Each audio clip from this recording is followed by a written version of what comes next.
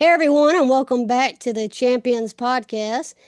We're glad to have you with us today. We have a special guest that's a very good dear friend of mine, and her name is Maddy, and we are excited to have her with us. So we're going to jump right in and let her just tell her story and find out what she's up to. And she's sporting our favorite team, the Green Bay Packers, that are doing well this year. So let's jump right in. Maddy, I'm so excited to have you with us, and I know Champ is as well. So we're going to let you just kind of tell a little bit about yourself. Yeah, well, first of all, thanks for having me. It's a pleasure to be here. A little bit about me. I am originally from Wisconsin, hence the Packers fans. Had a lot of musical influence growing up and was very athletic, very musical. And it wasn't until about junior year of college that I actually wanted to try to pursue something in music, and I started taking it more seriously. I play probably at least seven instruments that are all self-taught, and I really in college started exploring my faith and listening to different varieties of music that kind of led me to now want to pursue a career in teaching. And I did do substitute teaching last year, trying to get into a bunch of music classes and just make people fall in love with music again. And now I have my very own music business that I teach, again, a variety of instruments plus voice, just trying to share that love and share that experience of music with everyone. So yeah, sports, music, big part of my life, but music right now is what is taken over.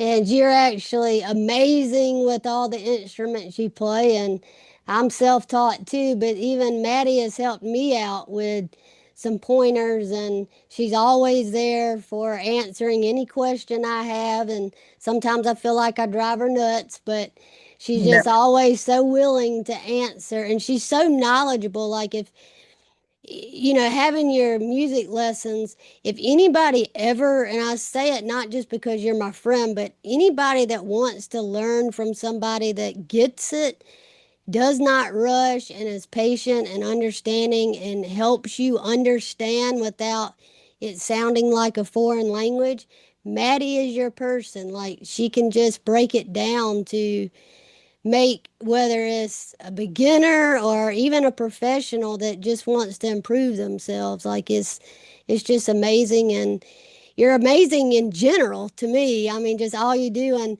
I love that we are so into sports and love this pretty much the same teams, but it's just you do so much. And then you're also a mother, and that's been really, really fun and joyful for me to watch. And she has the most precious little girl. And so I know Champ. Yeah, fun, go ahead. fun fact, my daughter's first smile ever was FaceTiming Heather. Yeah. And I was I love that. I love. It was amazing. That was the coolest moment, I think, in my life. And the first time I actually met her in person, because I couldn't meet her for a while because I was waiting for my transplant. But after I was, she just took to me right away and grabbed my hand and wanted to walk everywhere with me. So that was so touching. I have that, and she still doesn't do that with people. We got a lot of pictures. Very cool. So how did y'all meet, Heather? We actually met through Dustin. Mm. Okay. So Dustin and Maddie went to college together, and they were are our best friends for a long time. And I don't even remember exactly how it came about. I think he probably was just talking and sharing about me, and we just kind of connected, and then it was history from there. I saw you a lot on his social media when he was trying to send a bunch of prayers for you, and then I started looking up your story, and I was like, huh.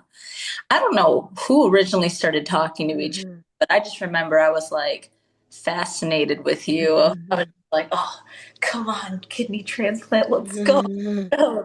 So it's been a real honor watching your story from where you were to where you are now. It's amazing.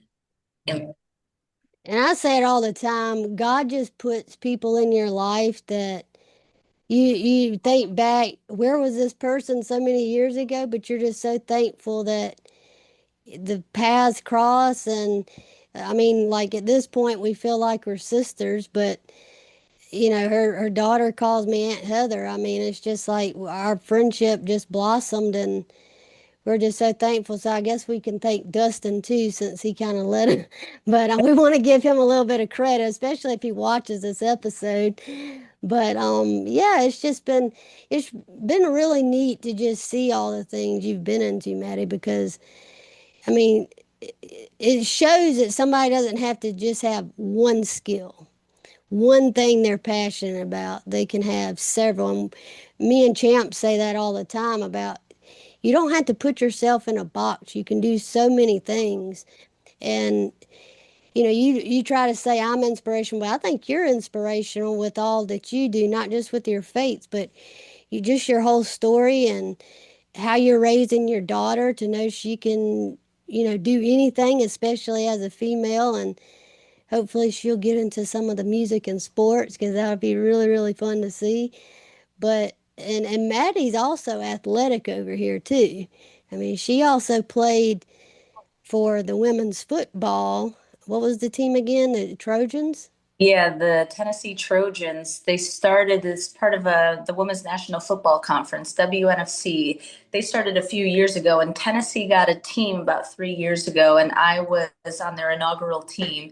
And I actually won Rookie of the Year for that, which was really cool, really special. And I always really liked sports. I played tennis in college. I played basketball, soccer, rollerblading, whatever growing up. But um, yeah, I wanted to try out football. I knew I could throw and catch and kick, so why not? And yeah, I haven't played a whole lot since I had my little baby girl, but you never know. There's getting a lot more people are interested in women's football, and it's really cool to see kind of a movement happening each year. Champ, I know you've got a question over there because you're just pondering. No, I think I'm listening more than anything because I think that, Maddie, I think you've got just hearing you kind of talk from a different perspective about meeting Heather from kind of from a second person source. So taking a third person perspective, um, and just kind of listening how you talked about, finding her story and kind of being intrigued by it, and then watching where she was, where she is. What do you think that does for like the third person coming into the spectrum? Because like we said, her and Dustin were talking or were friends beforehand, and then you kind of this is the person that I know that's kind of impacted my life, and so here she is to kind of just for you to get to know whether you want to or not. And then how do you think that kind of affects you? Because people's paths just continue to cross. It's not a one and done deal, if that makes any sense. Absolutely. It's God. I Mm. mean, my goodness, there's not a day that goes by where I don't thank God for the people that He put in our lives because, I had best friends growing up that I really don't talk to anymore. And you just never know when somebody's going to come in or leave your life. And I believe that everybody does come in your life for a reason. And I remember turning to Heather, and this is at this point, we hadn't really talked a whole lot. I understood her story. I read a little bit about cystic fibrosis because of her. She was the one that really kind of got me interested in first introduced to it. And I don't know why I was so interested in her story. I know for one thing, she meant a lot to Dustin, so therefore she'd mean a lot to me. But it was also, I think it was very God driven because Heather, I mean, I know you remember during my pregnancy, I was adopted, so I didn't know a lot of my medical history. And then I found out I had CF kind of in my genes. And so I turned right to Heather, and she helped me through so much of that pregnancy, so much uncertainty. And it was just such a blessing talking to her. And I remember one night after I got all these test results that were just like, oh, I don't know what my daughter's going to be like. I don't know if she's going to have the CF and whatnot. But I remember after talking to Heather, how much she researched it and how much she gave me such peace of mind. And I had a full on breakdown crying session. And then I had talked to Heather, and I wept that night for a different reason. And it was just thanking God for bringing her into my life. And it was at that moment I really knew it was done on purpose. And it happened for a reason. And it was just a God given blessing. So, very, very God driven that we are in each other's lives. My Heather, I got a second one back to back if that's okay. So the second Okay. one goes to the idea of the music, both in the instrumental perspective and the vocal perspective. What is it with music that gives you so much joy and drive and want? So like, what is it about the music that just gives you the want to share it? Is it because of what it brings? Is it just because music just brings people together? What is it for you? Yeah, it is. I knew from a young age because I told you I was adopted. My family that adopted me, none of them are musical in any way, shape, or form. But there was something that my mom noticed very early on in my childhood and my youth is that I responded very well to music. Like they could go a whole road trip without listening to music, and that just makes me sick. Just the thought of it. I was like, I need something. It was something to kind of stimulate my brain. And as I've gotten older and I've grown more into my faith, I realized that it is the kind of the driving force of my life. And I feel so deeply with music. So the whole reason I wanted to teach in the first place is because a lot of people just can't afford music lessons and they just, it's all about math, science, and that's great. But also, I was not a math and science kid. I wasn't a school person. The only class I actually did well in and excel in was music and gym. But I was like, it was an outlet for me that I can always rely on. So if I'm sad, I listen to sad music to just kind of help me process what I'm feeling. And even last night, there's a lot of uncertainty in the world and my personal family right now. And I just got down on my knees and I was listening to what I just like to call Jesus music. And I have a whole praise and worship playlist that gets me through everything. And I'm not one to know how to process my emotions just talking. I got to play or I got to listen to music. So it is kind of what helps me feel connected to myself, to God, to whoever. So yeah, it's a huge, huge part of my life. I love that. I love that. And I think about, so Heather will tell you that I adore music as well. There's music going on in this house 24/7, pretty much. There's not right now, shocker, just because I don't want to be picked up on the back end of this. But hearing you talk about that and just the expression of music makes me think of hymnology. Just the idea that the hymns of the church specifically were written because that was how people progressed. That was how they learned what they believed. That was how they taught each other what they believed and how they expressed it. And so it's an interesting thought. I have people in the church now that say music is just not my thing, and I struggle with them because I'm like, how is it not your thing? I mean, I know it's not for everybody, but just the fact that that the music that we sing or listen to, it tells a lot of about who we are and what we believe and why we do the things we do, why we react or respond in the ways that we do. So, Heather, I'm gonna throw it back at you. And Maddie actually did the vocals and was the pianist on one of my songs, Amazing Grace, I'm Found, I'm Free. And that was really special for me because I always wanted to collab with her, but we're already talking about doing it again. And, just being able to have someone that knows the music, has the passion for music, has the passion for sports, has the passion for faith. I think that's really why we're so close too, is we're so much alike in that sense. And a lot of times, like, I feel like I don't even relate to a lot of the friends I had because they're in a different part of life. And although Maddie's married and she has a child, it doesn't feel like that for me. It doesn't feel like she's in a part of life that, like, I'm not involved with, if that makes sense. Like, I'm not left in the shadows just because she's in that place. And that's what I really appreciate about her too, is like, she doesn't forget you. She doesn't, not include you just because she has that going on. She's going to make time for everything that's a priority for her. And so that's really special to me.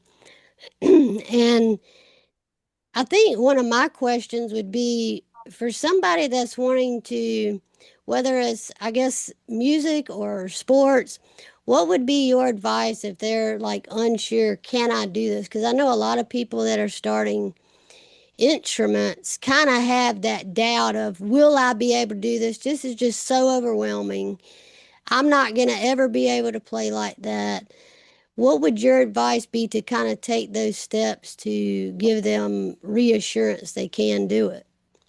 Well, first of all, I would say, I think societal pressure kind of says, oh, if you're not big and selling out concerts or selling out stadiums and making Uber money, then you're not successful. That is not true.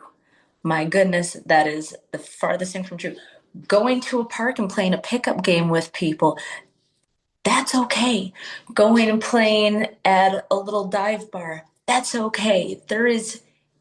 The only limit is within your mind, and your mind doesn't have a limit. And once you realize that, you can go, just do what you want. You don't have to be great in people's eyes. As long as you think that you're great, that's all that matters. So I would also say, and this is a trick, sometimes I doubt myself a lot. Actually, I used to, but I gave myself the advice of fake it till you make it.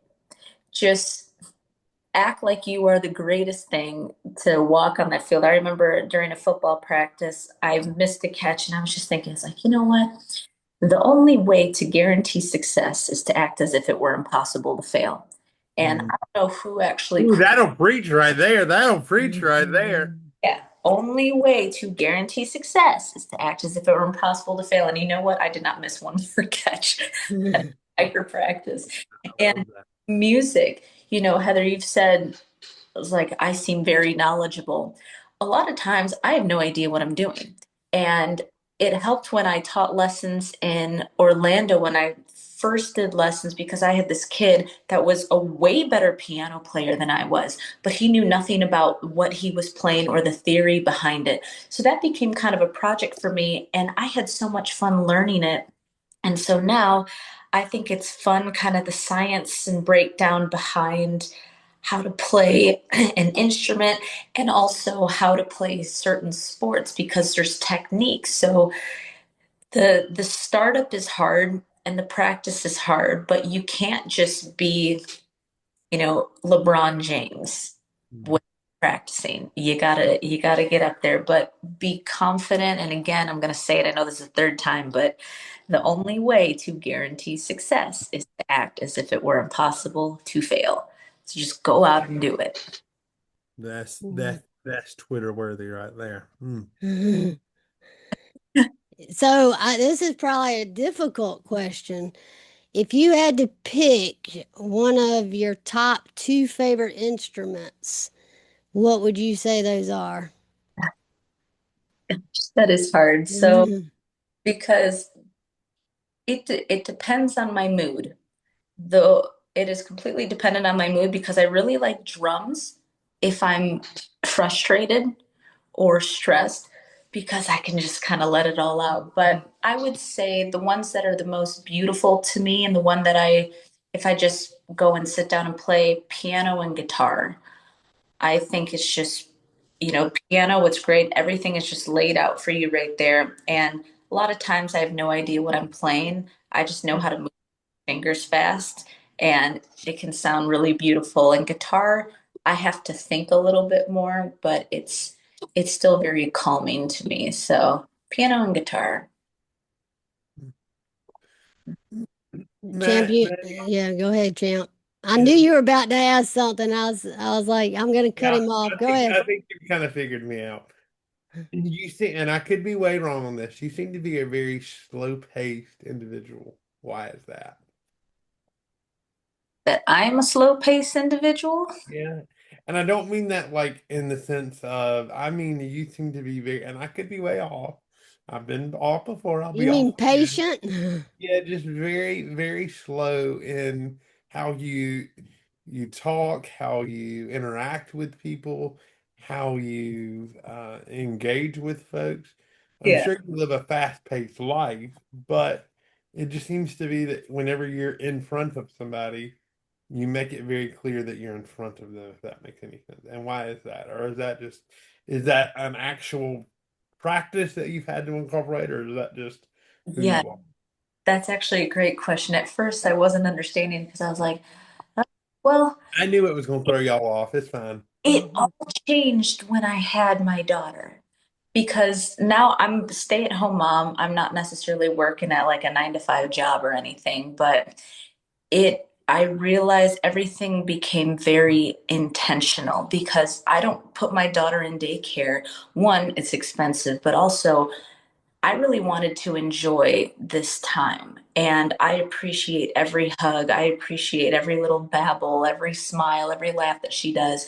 And I was doing that for so long that I realized, and it's funny that you say this because I realized very recently, if I am talking to somebody, it is kind of slow and intentional because I think back to my childhood, and I had an amazing childhood with wonderful friends, wonderful people. And I kind of look back, I'm like, okay, it's not that it's all gone, it's still in my memories, but it's not going to happen again. Like I'm not going to have the same conversation with those people.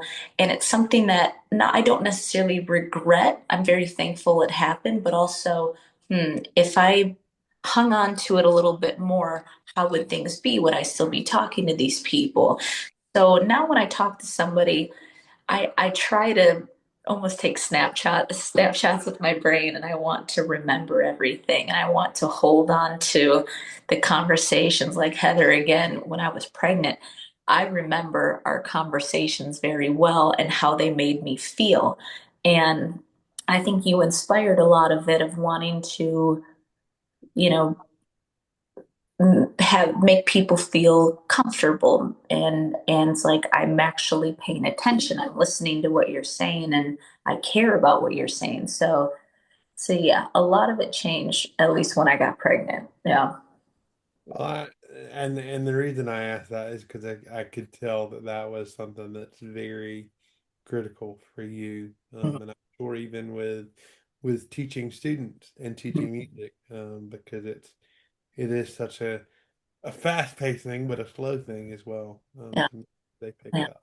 So, It's important for people to feel heard and feel listened to. And you know I don't I have this thing now where, especially with my students, even my really young ones, you know, I wait until they're completely through speaking. And I had one of my students, she just gave me a hug.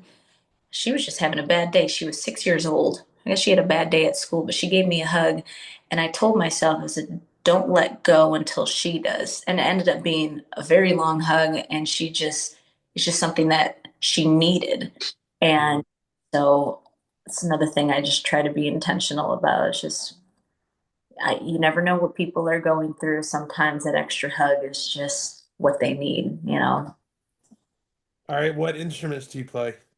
So I can play drums, guitar, piano, bass, ukulele, and I've been learning harmonica and I can play trumpet.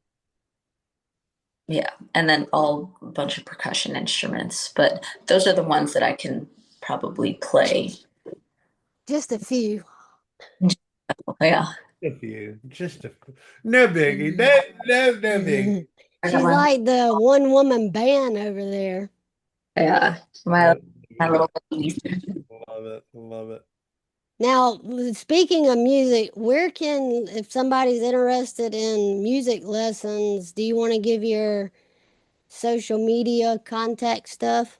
Yeah, so I am on maddysmusicbox.com, and that's the name of my business. Shout out to my friend Donata. She was the one that came up with it in the first place. But Maddie's Music Box, it's on Facebook. Honestly, I think it's on Instagram. I don't actually have an Instagram, but my husband was the one that designed the website. So if anything, go check it out, just for his sake, because it looks so good. It's just amazing. But I know for sure I am on Google and Facebook. And I'm pretty sure Instagram, I'm not sure. Now, and you offer in person and virtual, right? Yeah, because it's interesting. Oh, you did virtual. Oh, interesting. Okay. I did the virtual because when I first started teaching lessons in the first place in Orlando, it was during the pandemic. I worked at Disney World at the time and everybody was laid off. And so I had about 24 students and there were about 10 that I never met in person. It was all Zoom. So I learned how to do that via Zoom. And I have a couple students that live, you know, not anywhere in Tennessee. So, yeah, I offer Zoom lessons as well. And she also had a fun fact. She also didn't just work at Disney World, she worked at the Grand Ole Opry. And that was one of my favorite memories too, is just when I went there for Carrie and I was able to see her at work and I felt all special because I knew a employee of the Grand Ole Opry and Lloyd, don't you just feel so special about yourself? Yeah, I gave your book to Carrie. Yeah, yeah, she did. good times. But Um, yeah, I think, when you look back at your journey, sometimes we don't think that our journey means much or is we try to compare in society, oh, well, somebody has this or somebody has that, but like you said, everybody has a story and has meaning. When you look back at your whole life, I guess we ask this question too, is if you could have told your, I guess, your teenage self or even your 21-year-old self something, what would that have been like considering where you are now with being a mother, being a wife, being kind of content with what you're doing with your career? What would that be? it's interesting because if you were to ask me this a couple years ago, I would have said, "Oh my gosh, play this sport instead, or pick up this instrument. You could have take lessons. You could have been better." There's always going to be the what ifs. But now, with everything I know at 30 years old, I would go back to my teenage self and just say, stop stressing. God's got this. He knows exactly what you're going to do, where you're going to go, because I was very close to going to a different school in Iowa and playing tennis there. But, and they offered me more money, but Catawba, because something just felt like I needed to. Before I went to Disney, I had it's kind of interesting story. I had two note cards. One said the Ryman Auditorium, one said Disney World. I had never been to Disney and I had never been to the Ryman. And I put two notepads on my desk and I I prayed to God and I had the window open and I was like, what should I do? And the Ryman one blew off the table and Disney World was there. And I ended up working at Disney. And then eventually I came back and worked at the Opry instead of the Ryman. But I was like, it's just stop stressing. The anxiety is unnecessary because God knows exactly what he's doing. So, And even if at the time, like, God obviously instills what we're meant to do in us, and even if it doesn't happen right then, eventually it's gonna find its way out. And if yeah, you acknowledge what God is placing upon you, then it's going to happen even faster. But a lot of times people deny what he's trying to push towards, and God never steers us wrong. So I definitely know that everything you're doing is exactly where he means you to be. And there's always room for even more potential there. I mean, like I said, I may be a little biased, but I think you're like the best music teacher too. So I mean, you're a best friend, you're a best music teacher, you're also, sports. I mean, I wish I could have got to a game to see you play in person, but hey, never know. You might do it again. And I don't know that I could run, but I could at least catch some balls. But yeah, I think it's just amazing your journey, and that I'm sure you've had times as human feelings of feeling discouraged and everything, but you keep pushing, and that's such a motivation and inspirational just to say, I'm gonna keep pushing. If this is a no, I'm gonna try something else. Like, you just don't give up on what you want to do, and that's just so impactful. yeah, the world is full of possibilities. It's just go out and live it and enjoy it. And again, sometimes, I mean, it is a good mind trick. I said before, you just kind of fake it till you make it. Just act like you're the best thing in the world at it, and pretty soon, that could just, and it's not cocky, it's confidence. Just trust yourself and know that everything you're doing is for a reason, it's for a purpose. And if you don't feel like you found that purpose, I promise you it's going to come. It'll come, and it'll come in a very unexpected way. Mm, I love that. I love that. Heather, do you want me to wrap it up with the final question? That's fine. Okay. So one of the ways we end it every time, every episode is what does it mean for you to be a champion in what you do? I know that you talked a lot about in this episode about faking it till you make it, not arrogance, just confidence. And so how does that play itself out, or what words of encouragement or exhortation would you give to somebody who's kind of maybe in your shoes or who is kind of figuring the waters out? What would you say? Celebrate the little wins. You know, when I had my daughter, I'm a first time mom. I have no idea what I'm doing. None. But yeah, my job is to keep her alive and keep her happy. And I know it sounds so simple, but there's so many little things that you see every day, and she's progressing, and she can now go down a slide by herself, and she can babble a little bit more, she can run faster, and it's stuff that I think in the grand scheme of things, I like before I was a mom, just like the little things and the progress that I made with becoming a better musician or athlete, I didn't notice or appreciate. But now that I kind of slowed down in life and just really, again, like I said before, just being intentional about what I do, I'm able to notice a lot more things and a lot more of the little wins. And every week when I have a lesson or something and I can just watch them grow, and it's frustrating for them because they're like, oh, I want to be here. I'm like, no, no, no. You're exactly where you're supposed to be right now. You will get there eventually.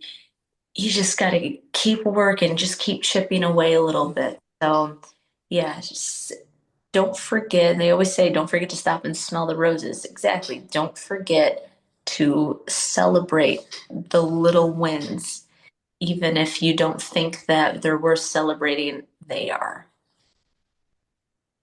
Yeah, that's so true. It really is. And I say that as well. Just celebrate everything. It doesn't have to be a big victory. It can be small ones. And so we really appreciated you coming on here and just sharing your wisdom and your just everything about you. Like I said, you're amazing, and I'm just so thankful to have you in my life and to be able to share it with the people that listen to this podcast. That's also a blessing. And so I love you, and I'm glad that you were able to come on. And if you want music lessons, check her out, please. You won't regret it. And we thank y'all for listening to another episode. Yeah. And I appreciate y'all. Thank you so much for having me. It's an absolute honor and blessing to be here today. Champ, you want to close out anything? I will. I will. So just a couple little things. This is probably and I don't, and this is not, a downplay, but this is probably the slowest episode we've ever done because Maddie just talks in this gentle, slow, and I'm sitting here going, oh my gosh, there's no like, and I live my life in that kind of atmosphere and attitude of just all the time going. And that is just so peaceful and easy and it just flows. And so I think that's just how what your life is. Your life is a melody, and I'm grateful for that. And I can tell that. And so we hope that you've enjoyed today's episode, and we hope that you'll join us next week for another edition of the Champions Podcast. Maddie, thank you so Thank much. you guys. Yeah. Pleasure. You.